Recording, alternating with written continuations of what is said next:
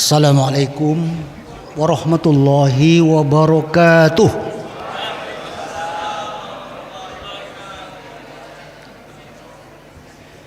Alhamdulillahilladzi farada alaina siyam bi syahri Ramadan. Asyhadu an la ilaha illallah wahdahu la syarikalah wa asyhadu anna Muhammadan abduhu wa rasuluh wa la nabiyya ba'dah. Allahumma faqihna fid din wa 'allimna ta'wila. A'udzu billahi minasyaitonir rajim. Inna hadzal qur'ana yahdi lillati hiya aqwam wa yubashshirul mu'minina alladhina ya'maluna as-shalihat anna lahum ajran kabira. Amma ba'd. Yang saya hormati semuanya ini, dari rektor jajarannya, Pak BPH jajarannya, PWM Sumut yang hadir dengan jajarannya, seluruhnya lah, jangan kecewa yang nggak disebutkan ya, bapak-bapak, ibu-ibu, saudara-saudari, soimin, soimat sekalian. Mari kita kembali bersyukur kehadirat Allah Subhanahu wa Ta'ala. Hari ini kita memasuki hari ke-13 dari siam Ramadan. Begitu cepat perjalanannya, sudah hampir separuh kita siam Ramadan. Oleh karena itu, seperti apa informasi tadi, kok ada 65% umat Islam itu kacau balau membaca Qur'annya. Itu untuk menunjukkan betapa perhatian kita. Zaman Rasulullah dia sudah mengadu kepada Allah Subhanahu wa Ta'ala. Dalam salah satu ayat dikatakan, qala Rasul ya Rabbi inna qaumi ittakhadhu hadzal Qur'ana mahjura. Ya Allah, kaumku itu sudah memperlakukan Quran itu sebagai kitab yang mandek, sepertinya kitab yang tidak memberikan inspirasi kepada umat pada zaman Rasulullah masih hidup. Di zaman sekarang agaknya banyak yang masih belum bisa. Oleh karena itu, beberapa tahun belakangan ini kan setiap saya ditanya apa judul Bapak, tetap saja saya jawab berdialog dengan Quran. Itu ya ayyuhalladzina amanu yang jumlahnya saya hitung 88 dalam Quran. Mengundang kita yang beriman, yang mengerjakan perintah-perintah Allah itu. Belum habis yang 88 kali. Baru membahas satu ayat sudah 30 menit. Ini aturan membahas jauh-jauh.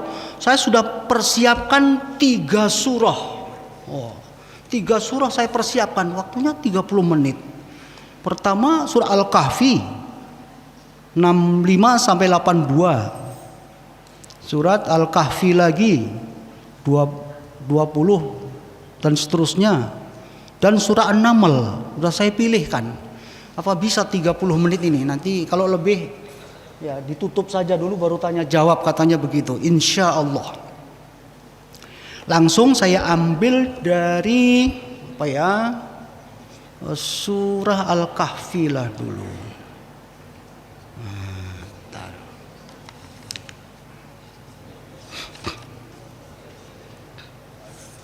Nah ini.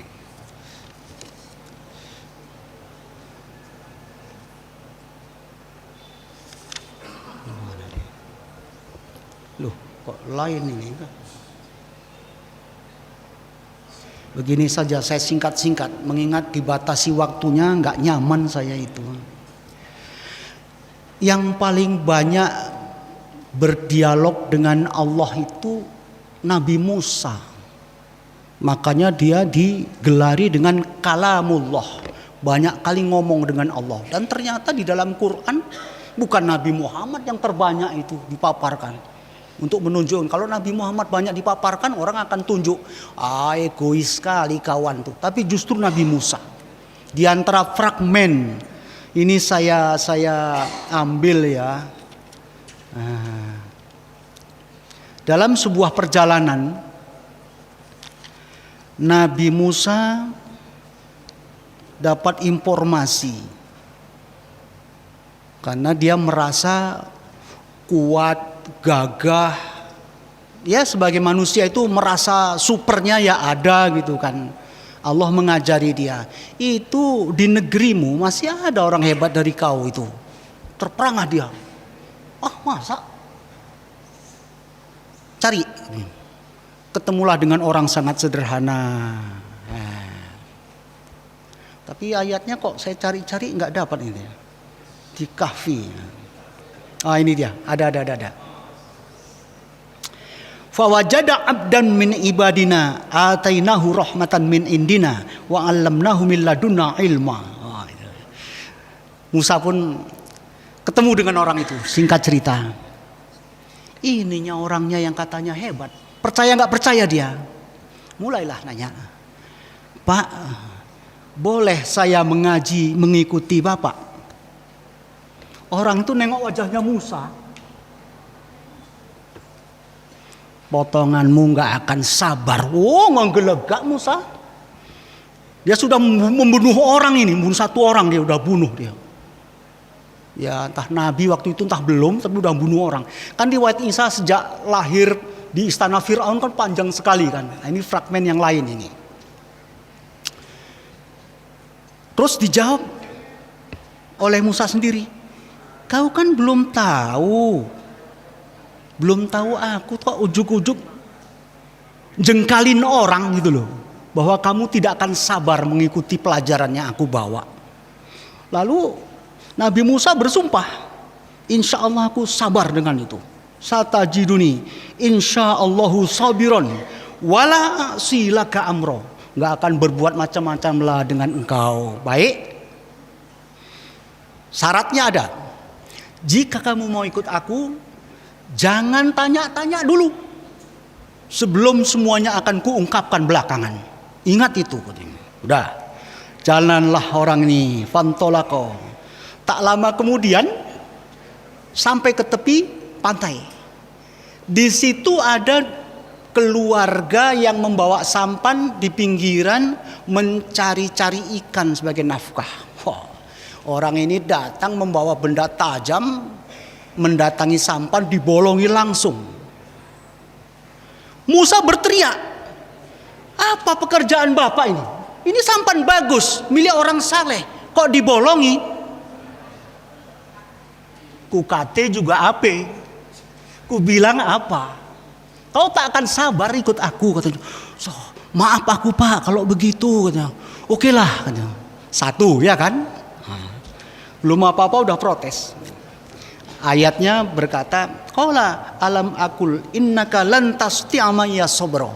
Kau tak akan sanggup ikut aku. Udah. Habis dibolongi itu selesai, dia pun ke darat balik. Berjalanlah antara Musa dengan orang ini. Siapa orang ini? Dalam Quran dikatakan abdan, seorang hamba. Tak lama kemudian melintas anak-anak, dibunuh sama orang tua ini. Pasti menjeru, Anda melakukan pekerjaan mungkar ini. Dibilang apa? Kamu gak akan sabar merasa dua kali salah. Udah dua ya.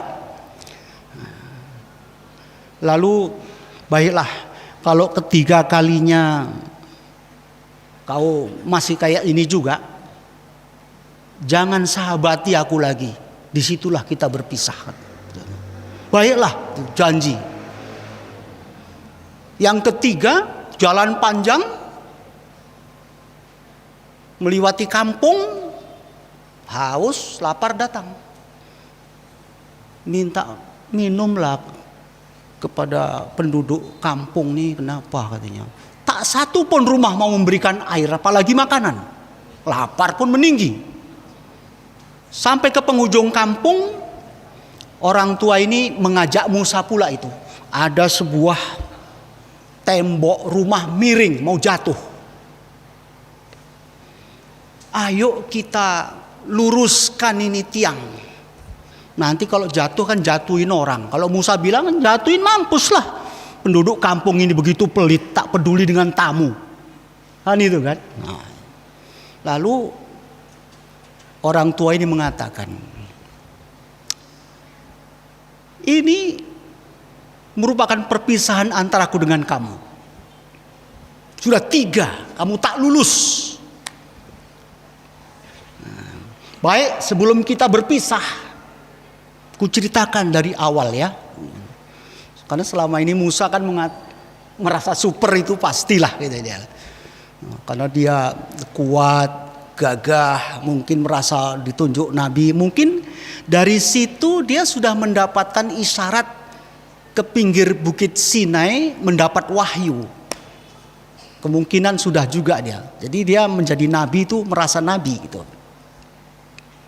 Atau yang pertama, negeri tempat nelayan tadi itu mencari nafkah, ada raja yang zolim. Enak aja dia menyita kapal-kapal yang masih bagus. Kalau ku bolongi kan raja itu tak selera. Nah, maka selamatlah ini. Tinggal ditutup aja dengan selendang yang didapati sambil jalan, selamatlah sampannya. Anak yang kedua, peristiwa yang kedua, itu anak kalau nanti besar dia akan mendurhakai orang tuanya. Ini nanti jadi bahan pertanyaan ini ya. Kok tahu ini orang seperti itu? Jadi sebelum besar bagus dimatikan, belum ada dosanya. Jadi aku memindahkan dia nanti ke surga insya Allah. Nah, kira-kira dengan perbuatannya itu anak ini nggak sempat berdosa. Yang ketiga, tahu kamu hai anak muda, kata orang tua nih, di bawah, di pondasi rumah yang tiangnya mereng tuh ada pundi-pundi uang. Sempatlah ini jatuh. Orang kampung kan baru melihat apa di bawahnya. Ketahuan mereka akan berebut dengan harta itu. Ini ku tegakkan supaya umurnya agak panjang, menanti anak ini menjadi dewasa. Nanti kalau dewasa kan tahu tiangnya jelek, kan akan bongkar. Uang itu tak akan kemana, jatuh ke tangan pemiliknya. Apa kata Musa kira-kira? Itunya. Selesai ceritanya sampai di situ. Di sini kan persoalan antara hukum kebiasaan yang terjadi sampai masa kini, kalau namanya bunuh, bolongi kapal orang, menolong itu perbuatan baik, ya kan? Nggak ngasih makan orang kehausan, kelaparan itu nggak baik. Sampai hari ini berlangsung itu. Nah itu, oke selesai. Ini saya petik dari surat Al-Kahfi. Mari kita pindah ke surat An-Naml. Dikejar-kejar waktu nih Pak. Surat An-Naml ceritanya berkaitan dengan Nabi Sulaiman.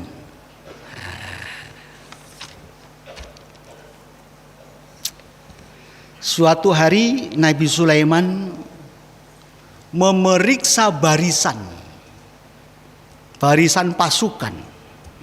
Ya kan? Ternyata dalam barisan itu yang lain hadir, ini kemana? Burung hudhud ini nggak nampak, mana dia? Nah, kok nggak muncul dia? Awas ya, akan kusiksa nanti dengan siksa yang pedih. Setidak-tidaknya ku sembelih dia, kata Sulaiman. Ya, jadi burung canggih ini kan punya radar ya kan, nangkap. Oh marah bosku ini, kira-kira seperti itu. Lalu dengan kekuatan tinggi burung itu segera datang, lalu melaporkan apa yang terjadi. Aku melihat, maaf Paduka, terbang terlalu jauh. Aku melihat apa-apa yang tak dilihat oleh yang lain-lain. Apa itu? Inni wajadtu imra'atan. Wow, melihat seorang perempuan punya kerajaan. Dia mempunyai istana yang dahsyat besarnya katanya. Tapi umatnya itu yasjuduna lisyamsi min dunillah. Menyembah matahari, bukan menyembah Allah.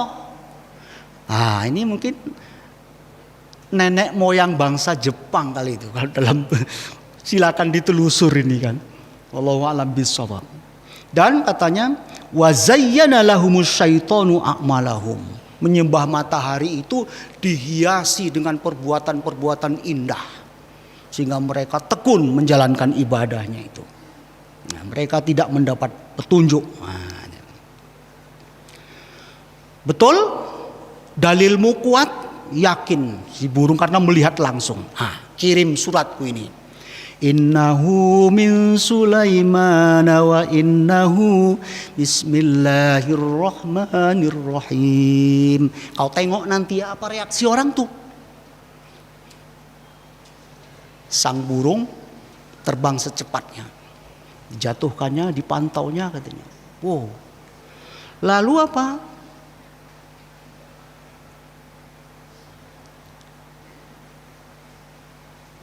Mereka musyawarah. Ini ada surat katanya dari Sulaiman, baca bismillah ini di sini. Gimana ini? Dirapatkan. Bagaimana pendapat kalian itu? Lalu seluruh pegawai-pegawai yang ada di kerajaan itu, terutama tentara, nahnu ulu quwwatin wa ulu ba'sin syadid. Wal amru ilaika fanzuri madza ta'murin. Kita tuan putri memiliki kekuatan yang enggak tanggung-tanggung. Ba'san syadid. Sekarang gini ajalah. Kami menunggu apa yang Anda perintahkan. Maksudnya siap perang. Nah, kita perang kan sedap ini kan. Waktu kita kanak-kanak kan perang-perangan aja kerja kita yang laki-laki ini. Qalat.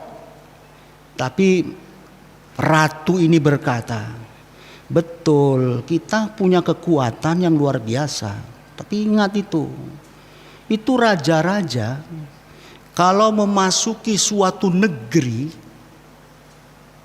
mereka biasanya membuat kerusakan. Taruhlah kamu menang, tapi berapa kehancuran yang selama ini peradaban yang sudah kita bangun. Jangan-jangan kamu sendiri yang merasa kuat juga mati gitu. Dan adat perang itu akan menangkap pemimpinnya, menjadikan hina orang-orang yang selama ini dimuliakan. Itulah adat perang, hancur-hancuran. Mereka begitulah yang dibuat. Ginilah, aku akan mengutus kamu ini dengan hadiah. Berangkatlah, cari itu. Kerajaan Sulaiman itu di mana? Bawa hadiah. Tunggu apa selanjutnya nanti. Akhirnya berangkatlah rombongan ini membawa hadiah. Sampai di tempat Sulaiman, kira-kira terjadilah dialog. Kalian membawa hadiah. Kamu nggak tahu, tengok kekayaanku kayak mana. Jadi Allah di sini sepertinya memaksa utusan putri supaya pasti tunduk. Walaupun selama ini menganggap paling kuat dia di situ. Jadi jangan kalian bangga dengan hadiah yang kalian berikan. Kamu sudah lihat kan? Akhirnya baliklah malu. Ceritalah dia kepada ratu di kerajaan Saba itu. Wah, gak ada apa-apanya kita.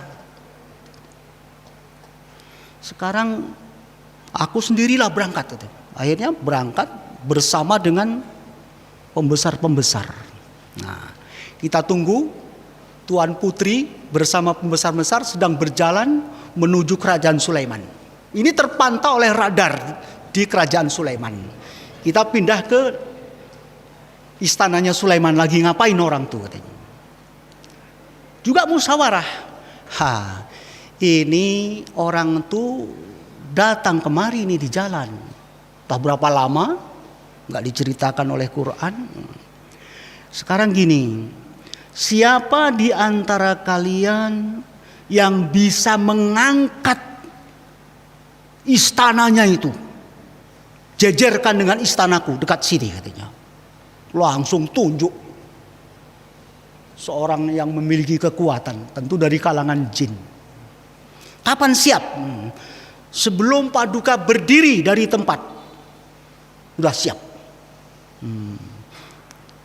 Hebat. Ada yang lain? Ada 7 tangan dari kalangan jin itu. Aku bisa lebih cepat. Berapa lama? Sebelum kelopak mata Tuan itu berkedip. Wah, dahsyat. Kayaknya Bapak Ibu-ibu, ini cerita yang bersumber dari kayaknya ya kitab Mahabharata Hindu yang betul-betul khayali tinggi. Tapi ini yang ngomong Quran. Jadi kita berpikir nggak ada apa-apanya rupanya kekuatan yang ada di sini. Yang inilah barangkali nanti di hari akhirat akan kita pertanyakan.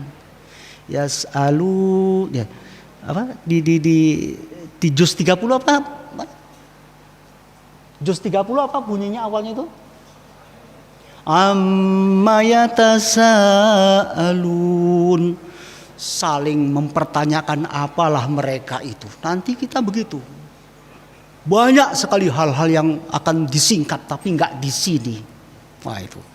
Jadi ketika putri itu sampailah dari perjalanan itu sampai ke gerbang kerajaan Sulaiman, putri dan seluruh pasukan yang datang seperti rusa masuk kampung lah kira-kira. Melihat sana, melihat sini katanya. Terpukau dengan keagungan kerajaan Sulaiman. Lalu Sulaiman menegur, apa kira-kira istanamu kayak ini gitu? Kan nyindir itu kan? Ka'annahu huwa, kayaknya iya. Padahal sudah dipindahkan ke situ ya kan? Ka'annahu huwa katanya. Silakan masuk. Wah, apa namanya ini kayaknya basah karena banjir, saking kilatnya itu. Jadi di sini dikatakan putri itu mengangkat kainnya masuk ke istana. Ya. Itu bukan basah Tuan Putri, itu karena kilatnya. Malu lah. Itulah kalau Allah itu mau menunjukkannya. Ujung-ujung daripada itu, Tuan Putri ini menyerah kepada kekuatan Sulaiman. Lalu dia menjadi muslimin. Itu loh. Jadi muslim. Seakan-akan ini dengan paksaan tapi tidak langsung menggunakan makhluk dengan makhluk. Jadi dialog-dialog yang terjadi antara hamba-hamba Allah ini sekarang juga terjadi dialog-dialog antara kita dengan Allah Subhanahu wa taala. Dalam hadis dikatakan, siapa mau berbicara dengan Allah, bacalah Quran. Kita kan? Ihdinas siratal mustaqim, tunjuki kami, hidayahi kami ya Allah ke jalanmu yang benar. Nah, itulah. Bayangkan orang-orang yang tidak menjalankan sholat, betapa angkuhnya. Nah, itu, ya. Nah, itu. Baik, satu lagi sebenarnya yang ingin saya sampaikan. Apa cukup waktu?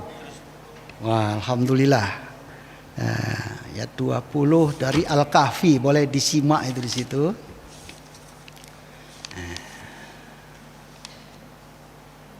Al-Kahfi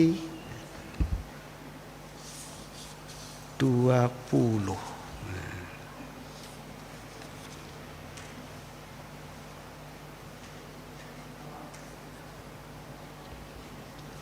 Oh bukan 20 rupanya, silap saya ini. Nah, ini kisahnya yang satu ini singkat saja. Ketika Musa lagi balik melintas padang pasir, ya kan. Lalu melihat kerumunan orang banyak berebut air dari satu sumur. Tengok gitu, oh ramai orang katanya. Di balik kerumunan orang banyak ini, Musa melihat dua orang anak gadis yang lagi berteduh agak jauh dari kerumunan. Lalu Musa nyamperin kedua putri ini. Kalian kok nggak ikut mengambil air di situ? Kami kan orang perempuan, manalah kuat. Mereka laki-laki, dululan orang itu. Bapak kami sudah tua, Nabi Syuaib itu bapaknya. Diambilnya lah timbanya, timba yang ada di dua anak gadis. Lalu datang ke sumur, peserta yang lagi rebutan air kalah fisik dengan Musa. Sikut sana sikut sini, selesai dapat air. Segera diberikan kepada dua putri yang lagi menunggu itu, dalam rangka memberi minum kambing-kambing karena sore sudah datang. Segeralah dua putri itu pulang dengan membawa rombongan kambing-kambingnya. Bapaknya heran, Nabi Syuaib, ya cepat kali pulang hari ini, ada apa? Katanya, gini ayah, ada anak muda menolong kami. Nah, itu singkatnya. Sehingga kami dapat air lebih cepat dari biasanya. Nggak diceritakan bagaimana Musa itu menyingkirkan orang-orang yang lebih berebut. Karena dia kuat kan dapat duluan. Lalu kira-kira, oh cobalah dia suruh datang ke tempat kita. Datanglah anak gadis ini. Dalam Quran dikatakan alastihya, mau ketemu Musa balik tapi malu-malu. Apalah kira-kira omongan gadis ini kepada Musa? Mas, ayahku menyuruhmu datang. Dibilang bang, ayahku mau ketemu. Apa iya? Kira-kira omongnya kayak mana itu waktu itu? Dia malu-malu ini. Jadi Musa menunggu. Luar biasa. Baik. Jadi akhirnya dengan rasa dak-dikduk ini anak muda ini, Musa ini bertemu dengan orang tuanya. Anaknya berbisik kepada bapaknya itu, ayah kalau bisa dia kita pakai menjadi pegawai kita lah. Dia orangnya kuat, amanah lagi. Kata si perempuan ini katanya. Nah, ya tentu Nabi Syuaib sudah tahu ya kan, dipanggil. Dalam dialognya terjadi, Mas, kira-kira gitu ya, kalau kamu mau akan kunikahkan dengan salah satu anak gadisku itu. Musa diam saja. Lalu Nabi Syuaib mengatakan lagi, maharnya kamu kerja bersama kami selama 8 musim haji. Kalau genap nanti 10 kali musim haji, nah sudah sahlah anakku itu menjadi istrimu, menjadi milikmu, menjadi istrimu. Bekerjalah Musa bersama dengan keluarga Nabi Syuaib ini. Hadirin yang saya hormati, 3 fragmen, satu Nabi Musa dalam 2 fragmen, dan 1 Putri Balkis dengan Sulaiman. Apa yang bisa kita petik dari peristiwa-peristiwa ini? Terutama dari kebijaksanaan seorang ratu. Ketika dia mempunyai kekuatan, penelitiannya itu sangat hati-hati. Walaupun seluruh kekuatan itu sudah mengaku, kita kuat, kita serang. Iya, namanya perang itu hancur-hancuran. Kalau nggak semua, separuh paling nggak menang. Contohnya kayak inilah. Rusia dengan Ukraina ini kira-kira mana menang. Banyak yang naksir Rusia bakal menang. Tapi kehancuran berapa ribu tentara yang mati. Sebagai manusia, apa tidak memilih hal-hal yang unggulan berupa peradaban? Buatlah dialog-dialog. Jangan pakai perang fisik. Tapi karena ini merupakan sunatullah, itulah yang terjadi. Dulu-dulu begitu. Kita pun di sini begitu juga. 30 menit ya? Ya. Bapak-bapak, Ibu-ibu. Jadi dari peristiwa ini orang harus mengajukan suatu dalil yang kokoh untuk bisa dilaksanakan. Terutama putri ketika tidak mengiyakan, ya kan? Tidak mengiyakan permintaan dari pembesar-pembesar negara supaya udah perang saja. Kita punya kekuatan besar kok. Nah, itu. Tapi seorang ratu yang digambarkan dalam Quran itu, dia tidak pakai emosinya, tapi pakai kecerdasan otaknya itu. Iya, nampaknya para pembesar pasukan itu tidak memikirkan kehancuran peradaban atau kemanusiaan. Yang penting dia menang. Nah, mungkin itu.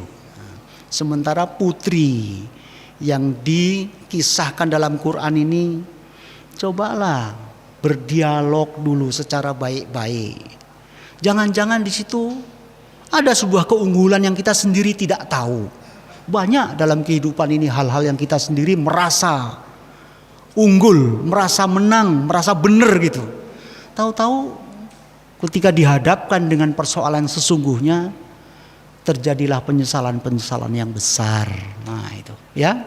Jadi sebenarnya sangat banyak ini dialog Qur'aniyah ini. Yang populer yaitu ketika Adam dikeluarkan dari surga, itu populer. Dan itu tidak dipaparkan di surah Al-Baqarah saja. Di surah yang lain pun malah dilanjutkan. Allah itu berkata, ketika disuruh sujud tak mau, kamu kenapa kamu tak sujud, tak beri hormat kepada Adam? Masih dilanjutkan oleh Allah di surat yang lain. Ana khairum minhu, saya lebih baik dari dia. Khalaqtahu min tin, khalaqtani min nar. Engkau ciptakan dia dari tanah, aku kau ciptakan dari api. Ini merasa hebat. Jadi orang-orang takabur itu diawali merasa hebat dari orang lain. Makanya muncul disiplin ilmu tasawuf ya. Itu pun kalau salah bawa dibisiki setan dengan bisikan-bisikan yang menggelincirkan bahwa kamu itu hebat. Awalnya dari situ. Aku lebih hebat. Khalaqtahu min tin, khalaqtani min nar. Jadi maumu apa? Kata Allah, ginilah, minta supaya usiaku diperpanjang. Allah masih ngomong lagi, umur sepanjang itu untuk apa sama kamu? Ya aku supaya tidak masuk neraka sendirian lah. Akan kuajak, ku seret dari anak cucu Adam dan Hawa ini ikut ke neraka katanya. Boleh. Toleran sekali Allah. Tapi ingat, hamba-hambaku yang ikhlas itu tak akan bisa. Illa ibadaka minhumul mukhlasin. Itu kata iblis tadi. Fala ughwiyan, dia bersumpah ini iblis.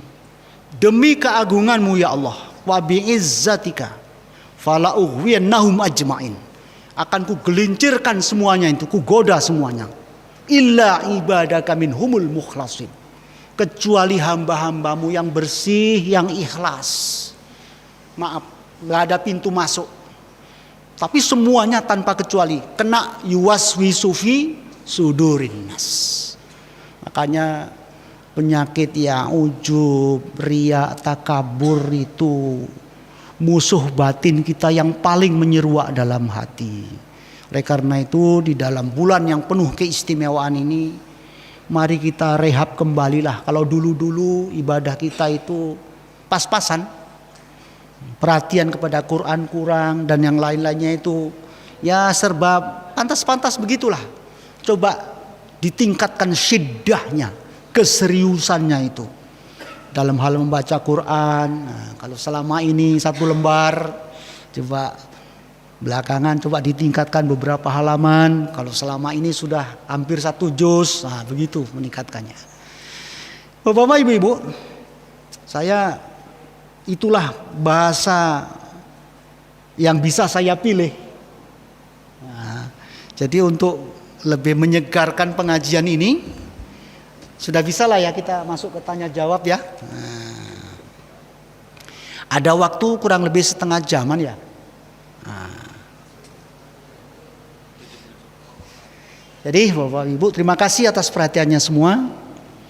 Selamat, dan kepada penonton TV-mu dimanapun berada, kita ucapkan selamat menjalankan ibadah siam Ramadan 1444 Hijrah. Assalamualaikum warahmatullahi wabarakatuh.